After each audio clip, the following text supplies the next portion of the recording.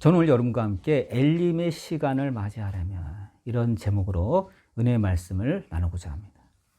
우리 신앙인들이 흔히 하는 착각이 있어요. 그게 뭐죠? 예수님을 믿고 나면 이 천국은 따놓은 당상이고 모든 일이 잘 풀려서 형통하게 될 것이다 라는 그런 생각이 있습니다. 물론 잘못된 생각은 아니에요. 좋은 생각이에요. 그런데 엄밀히 말해서 그거는요 착각이에요. 왜죠? 예수님을 믿는 거는요 신앙의 단계에서 보면 이제 겨우 애굽에서 탈출한 단계예요. 그걸 우리가 출애굽이라고 하죠. 이제 겨우 출애굽한 단계예요. 그러니까 몸은 애굽에서 빠져나왔어요. 그러나 마음은 어디가 있지? 아직도 옛날에 있었던 애굽에 가 있는 거예요. 이게 참 신기해요. 분명히 몸은 빠져나왔어. 근데 우리의 모든 생각과 습성이 옛날 그 애굽 시절에 머물고 있다는 사실입니다. 또 그걸 좋아해요. 그걸 그리워해요. 그게 문제예요. 그러니까 몸은 빠져나왔지만 성품은 변한 게 없어요. 그래서 출애굽 단계다 그러는 거예요. 하나님 보시기에는요 우리가 대단히 막 변화되고 발전한 것 같지만 사실은 하나님이 보실 때는 우리는요 야생마 같은 거예요. 아직 길들여지지 않은 그런 말이란 거죠. 여러분 주변을 보세요. 예수 믿는다고 사람이 이렇게 확 변하나요? 물론 변한 사람이 있어요. 인격적으로 훌륭해지고 조급하지 않고 혈기도 가라앉고 아주 인격적으로 변한 사람이 있어요. 사실이에요. 그런 소리 많이 듣죠. 야, 저 사람 생전에 안 변할 줄 알았는데 예수 믿고 나서 많이 변했어. 그런 소리를 듣기도 합니다. 그러나 반면에 또 상당수가 몸은 교회에 와 있는데 인격적으로 아직 변하지 않은 사람이 너무너무 많아요. 그래서 그런 사람을 볼 때 우리가 좀 허탈해지기도 합니다. 야, 정말 사람 안 변해. 야, 사람 진짜 안 변한다. 예수 믿으면 사람이 좀 변할 줄 알았는데 야, 정말 사람 안 변하네. 그런 말을 우리가 종종 하기도 합니다. 그러니까 인간적으로 볼 때는 변할 가능성이 정말 희박해요. 그럼 그런 사람들은 어떻게 돼요? 성령의 타치가 있어야 돼요. 하나님이 역사하셔야 그 사람이 비로소 변하기 시작합니다. 우리가 몸은 교회에 와 있지만 마음이 애굽에 있고서는요 이건 문제가 있어요. 바람직한 천국 시민이 되기는 아직도 멀은 거예요. 그래서 하나님은요 우리를 변화시키기 위해서 종종 우리를 훈련 과정에 밀어놓으십니다. 내가 원하든 원치 않든 그건 아무런 관계가 없어요. 하나님 우리를 그렇게 훈련 과정에 밀어넣습니다. 우리가 이걸 모르기 때문에 우리가 신앙생활하면서 아주 많은 오해가 생겨요. 아니 우리가 예수님 믿었는데도 불구하고 왜 이렇게 어려운 일이 생기냐 말이에요. 예수 믿으면 좋은 일이 생겨야 되는 거 아니야? 하는 일보다 잘 되고 형통해야 되는 거 아니야? 하나님이 다 보호해 주시고 커버해 주셔야 되는 거 아니야? 우리가 이런 생각을 하는데 그건 잘못된 생각입니다. 왜요? 우리는요 하나님 입장에서 보면요 자기 객관화가 안 돼 있어요. 자신이 굉장히 완성된 사람인 줄 착각을 해요. 그러니까 하나님의 생각과 우리 생각은 다른 거예요. 여러분 거듭 말합니다. 하나님은요 우리가 예수님을 믿었다고 해서 완성된 존재로 절대로 보지 않습니다. 왜요? 우리는 아직 멀었어요. 우리는 아직 이제 출애굽한 거예요. 아직도 걸어야 할 광야길이 남아 있는 거예요. 그래서 우리는 아직 입문 단계예요.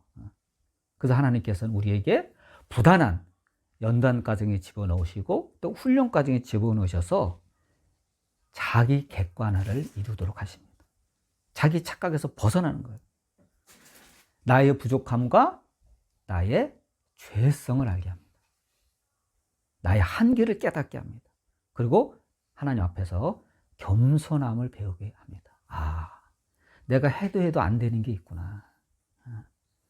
그거를 하나님께서 알게 하십니다.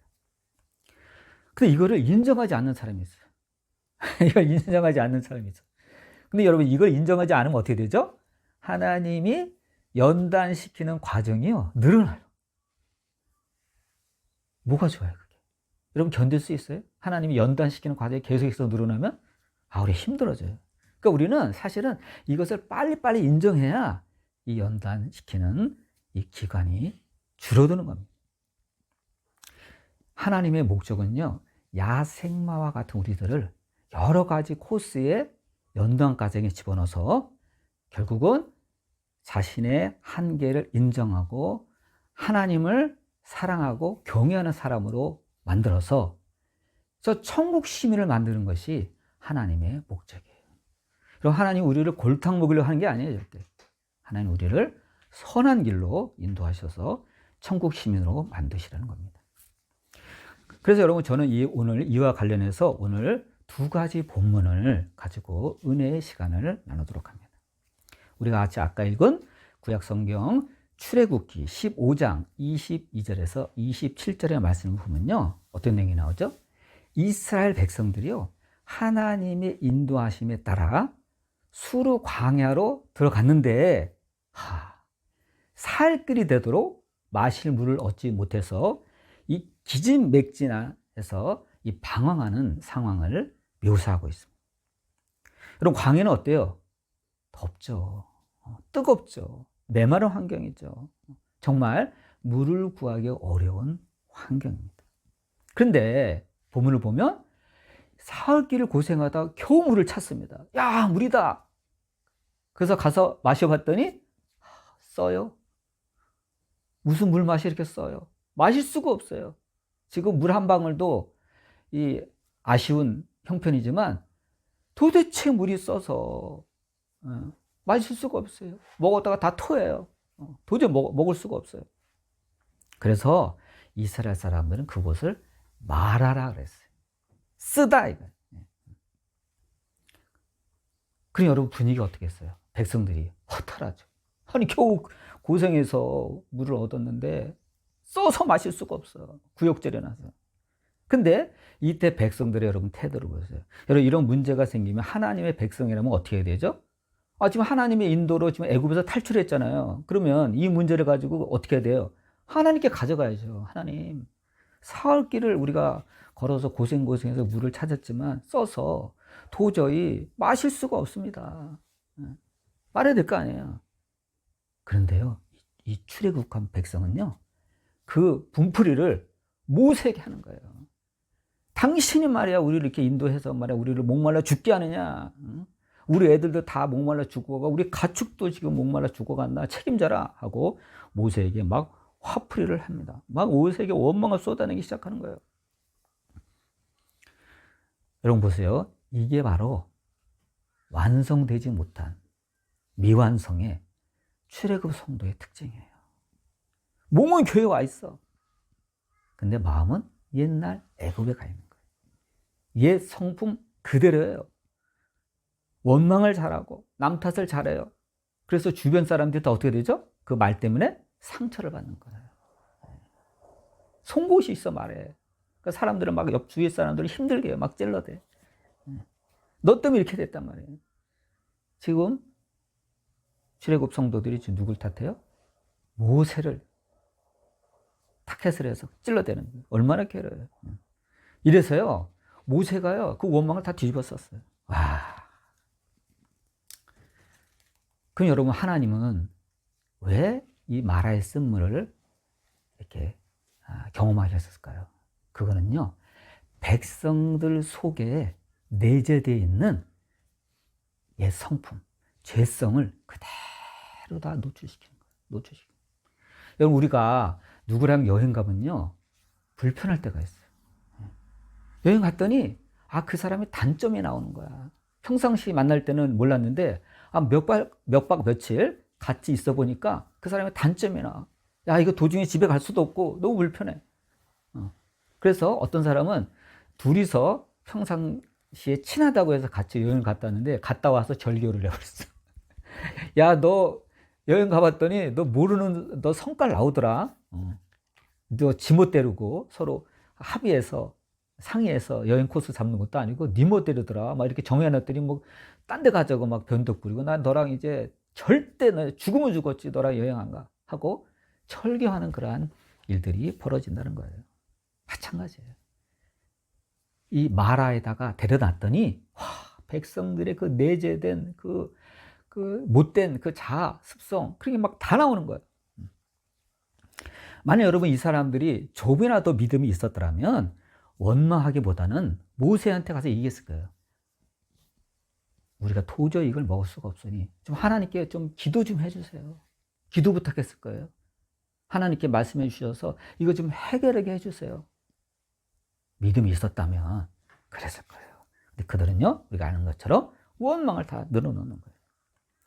그럼 여러분, 이렇게 당하는 모세가 할 수 있는 게 뭐가 있죠? 광야에서 엎드려 기도하는 수밖에 없어요. 그래서 모세가 하나님께 엎드려서 부르짖습니다. 하나님, 내 힘으로는 도저히 할 수가 없습니다. 이 많은 사람들은 물을 어떻게 먹습니까? 물은 써서 먹을 수가 없습니다. 그랬더니 하나님이 한 나무를 가리키십니다. 그래서 하나님이 가리키시는 그 나무를 그 물이 나오는 그 샘의 근원에 집에 던졌더니 놀라운 기적이 일어납니다. 저도 왜 그렇게 된지 모르겠어요. 우리가 물론 상상을 할 수 있죠. 야, 그 나무가 무슨 해독제인가?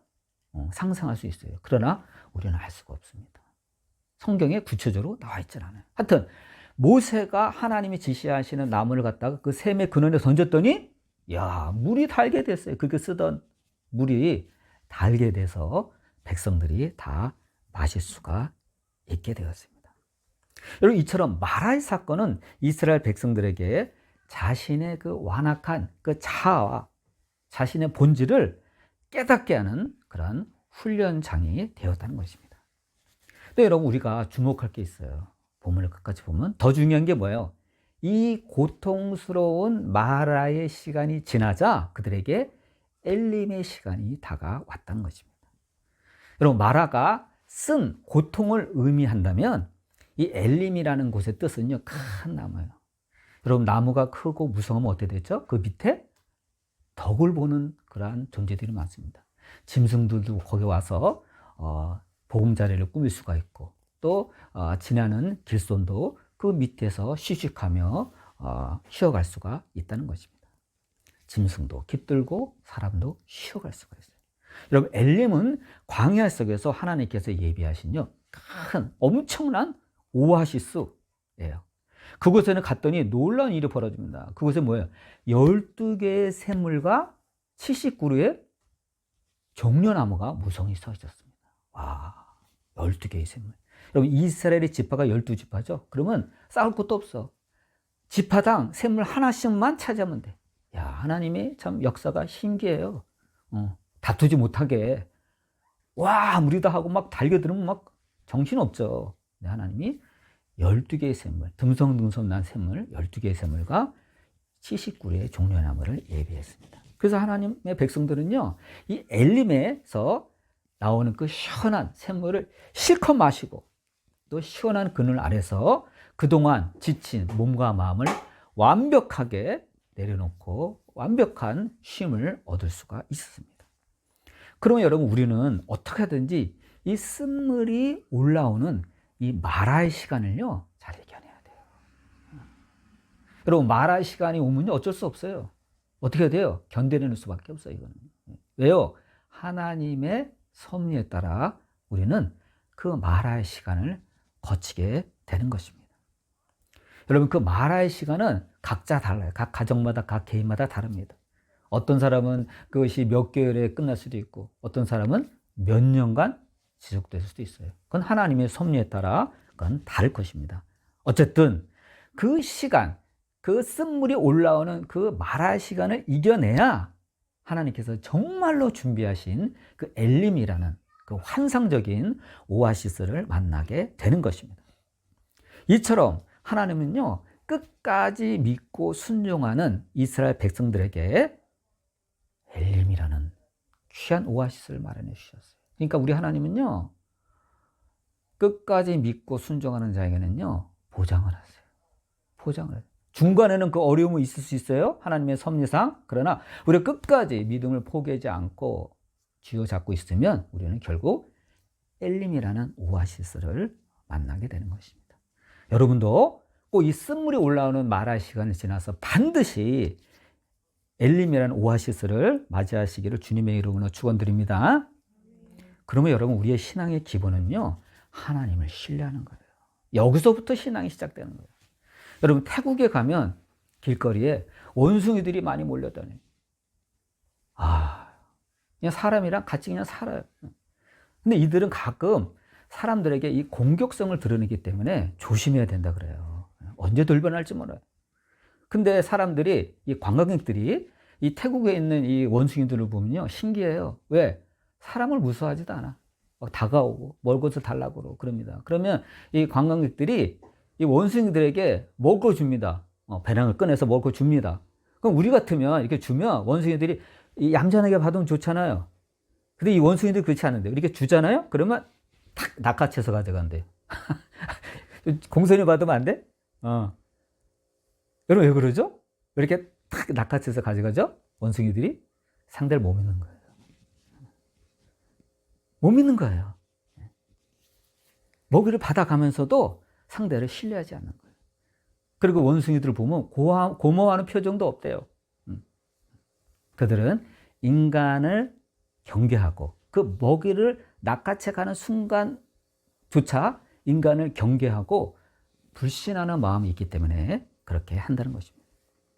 근데 여러분, 우리도 자칫하면 하나님 앞에서 이 원숭이처럼 될 수 있는 거예요. 여러분, 생각해보세요. 인생의 고비고비마다 우리는 느끼지 못했지만 하나님께서 모든 것이 합력하여 얼마나 선을 이루게 하셨어요. 근데 우리가 하나님의 은총을 받았으면서도 감사할지 모르고 하나님께 그 은혜를 받아먹고 금방 잊는 거예요. 야, 하나님이 보시기에 원숭이 같은 거예요. 그건 뭐예요? 그러고 나서 하나님을 불신해요. 아니, 받아먹을 때는 언제고. 원숭이는 다를 게 없어요. 우리도 자칫하면 그렇게 될 수가 있습니다. 여러분, 우리가 또 하나의 보면 신약 성경 마가복음 4장 35절에서 42절을 보면요, 제자들이 예수님 말씀에 순종했음에도 불구하고 광풍을 만나는 장면이 나옵니다. 여러분, 이 사건은요, 여러 가지 의미를 담고 있어요. 첫째, 예수님 말씀에 순종했다고 해서 시련으로부터 면제받는 것은 아니라는 것을 우리에게 보여줍니다. 분명히 이 사건이 터지기 전에 예수님께서 뭐라 그랬죠? 제자들에게 호수 저편, 저 바다 저편으로 건너가자, 이렇게 제안을 합니다.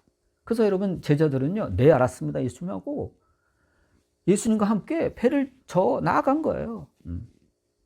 그런데 예수님 말씀에 순종했기 때문에 결과적으로 광풍을 만났습니다. 이것은요, 주님의 뜻대로 주님의 말씀을 따르는 신앙생활을 해도 때로는 이러한 고난과 시련을 하나님의 섭리 가운데 겪을 수 있다는 것을 우리에게 보여줍니다. 이러면 우리가 순종했다고 해서 순탄함만 있는 것은 아니라는 거예요. 우리가 그러잖아요. 평상시에는 막 엉망으로 좀 했다가, 그죠? 방심하고 어떤 일을 만나서 하나님 앞에 딴 데보다 더 겸손하고 더 이렇게 신중하고 이렇게 신앙생활 하는데도 어려움이 거치질 않네. 네? 날이 확 개야 될 거 아니에요. 이런 일이 벌어지는 거예요. 이처럼 우리가 순종했을 때 항상 순탄함만 있는 것은 아니라는 거예요. 성경은 하나님 뜻대로 살아도 그 과정에서 예기치 않은 이러한 광풍을, 이러한 역경을 맞이할 수 있다는 것을 우리에게 말씀하고 있습니다. 두 번째 의미가 있습니다. 이것은 인생에는 언제라도 나의 경험과 나의 예측과 나의 능력을 초월하는 이러한 일들을 만날 수가 있다는 것입니다. 제자들은 대부분 이 갈릴리 지방에서 평생 어부를 했던 사람들이에요. 바다에 대해서는 이 사람들은 어떻게 보면 도사예요. 한두 번 나가서 일을 한 게 아니잖아요. 그런데 이번엔 장난이 아니에요. 아니, 한 번도 경험하지 못한 어마어마한 광풍이 몰려오는 거예요. 여러분, 뱃사람들이기 때문에 바다를 안 무서워할 것 같죠? 더 무서워요, 여러분. 뭘 모르는 사람이 야, 낭만이다 하고 바다를 좋아하는 거지, 이것을 어부로 살고 있는 사람들은요, 바다가 무서운 걸 알아요. 그래서 이건 우리 손에 살 수 있는 게 아니다. 깜짝 놀라는 거예요. 야, 이러다 죽겠구나. 우리 경험, 우리 기술로 배가 제어가 안 되는 거예요. 왜요? 배에 물이 가득 들어왔어요, 이미. 파도가 배전을 때려가지고 성경은 어떻게 되죠? 물이 가득 들어왔어요. 이제 가라앉을 일밖에 안 남았어요. 야, 한순간에 그들의 경험과 그들의 모든 기술이요, 무력화됩니다. 인생 살다 보면 이렇게 될 수 있다는 거예요. 내가 아무리 능력이 있어 어떻게 되죠? 이 판 자체가 변화되면요, 소용이 없는 거예요. 제가 며칠 전에 우리 지방에서 이렇게 사업하는 장로님이 초청해서 우리 목사님들이 가서 같이 예배를 드렸습니다. 근데 그분이 한테 기도 제목을 사업을 하니까 기도 제목을 좀 내놔달라 그랬어요. 그랬더니 자기네가 공장이 이 중국보다도 기술이 월등하고 또 납기도 또 훨씬 빠르고 그래서 자기네는 일주일이면 납기를 대응할 수가 있는 그런 시스템을 갖추고 있다 이거예요. 경쟁력도 있고 부품도 다 우리 국산이고. 근데 한 가지 문제가 있다. 뭐냐? 트럼프 행정부가 관세를 지금 막 매기 올리고 있잖아요. 관세 15%는 바이오다라고 잘 얘기해가지고요, 이거를 큰 지장이 없게 해놨대요. 근데 트럼프가 관세를 25%, 50% 올린다 이러니까 그때는 답이 없대요. 그렇잖아요, 여러분. 판 자체가 달라지는 거예요. 원가 절감도 한계가 있는 거예요. 방법이 없다는 거예요. 한 번도 경험하지 못한 그런 관세 장벽이라는 것이 지금 우리나라 산업계에 다 몰려오고 있는 거예요. 그래서 제가 이거 심상치 않구나. 근데 뉴스로 듣다가 실제로 기업을 운영하는 장로님의 그 말을 들으니까 이거 우리나라 큰일 났구나. 왜냐면 그 쪽은 대부분 다 미국으로 수출하는 기업이에요. 그러니까 갑자기 시장 다변을 어떻게 해요? 힘든 거죠. 이처럼 여러분, 이 판세, 이 환경이 그렇게 중요하다는 거예요. 자, 세 번째 의미가 뭐죠? 세 번째 의미는 예수님이 우리와 늘 함께 계시지만 나에게 광풍이 몰렸을 땐 여러분, 예수님이 느껴져요? 여러분, 정말 힘들 때 기도 잘 돼요? 더 안 돼요, 여러분. 정말 힘들 때는요, 기도도 안 돼. 예수님 옆에 계신 것 같지도 않아. 예수님 어디 가셨지? 정말 힘들면요, 예수님이 존재가 느껴지지가 않아. 제자들이 이런 거예요. 제자들이.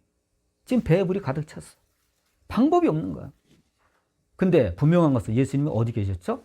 배 한쪽에서요, 주무시고 있었어요. 배 한쪽에 주무시고. 어디 가신 게 아니에요. 네. 제자들 옆에 있었어요. 근데 뭐 허둥지둥 되는 거예요.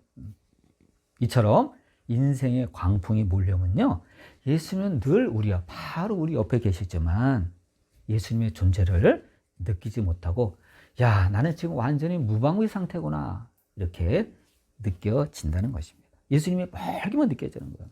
근데 분명한 것은 그 광풍 속에서 제자들은 혼자가 아니었어요. 분명히 예수님께서 옆에 계셨습니다. 그리고 결정적 순간에 예수님께서 그들을 구원하셨습니다. 왜요? 일어나서 예수님 명령하셨잖아요. 바람과 파도야 잔잔하라. 성경 어떻게 되어 있죠? 잔잔해졌다. 그러니까 우리는 어떻게 알아야 돼요? 아무리 어려운 상황에서도 주님은 사실은 바로 우리와 함께 계시며 단지 우리가 찾지 못할 뿐이라는 사실을 이 말씀 가운데서 우리에게 보여줍니다. 그러면 여러분, 우리는 예수님이 보이든 안 보이든요, 주님에 대한 신뢰를 쌓아야 돼요. 내가 이전에 여러분한테 그런 간증을 한 적이 있어요. 여러분, 예수님이요, 우리 눈에는 안 보입니다. 천사가 보이나요? 안 보입니다. 왜? 영적 존재이기 때문에 안 보이는 거예요. 그런데 제자들 그 시절에는 예수님 옆에 있었잖아요. 그러니까 그런데도 예수님을 찾지 않았습니다, 처음에. 그러니까 우리 믿음이라는 것은 예수님이 눈에 보이든 안 보이든 그건 상관이 없는 거예요. 우리의 믿음이 더 중요한 거예요. 그래서 여러분, 우리는 주님에 대한 신뢰를 키워야 된다는 것입니다. 여러분, 결론적으로 우리 인생에는 하나님이 우리를 광야로 이끄시던 바다로 이끄시던 하나님의 뜻이 있는 거예요. 나는 지금 바다 한가운데서 지금 오도 가도 못하고 난 지금 바다 한가운데 난 갇혀 있어. 나는 물 한 모금 없는 나는 광야를 걷고 있는 기분이야. 여러분 그럴 수 있습니다. 근데 그거는요, 하나님이 우리를 괴롭히시려고 그런 게 아니에요. 우리의 믿음을 성장시키고 성숙시키기 위해서 하나님께서 우리를 연단과정, 훈련과정에 넣으신 것입니다. 결국 하나님의 본심은 어디 있어요? 마라의 시간을 거쳐서 어디? 엘림에 있는 거예요. 우리가 이걸 알아야 돼요.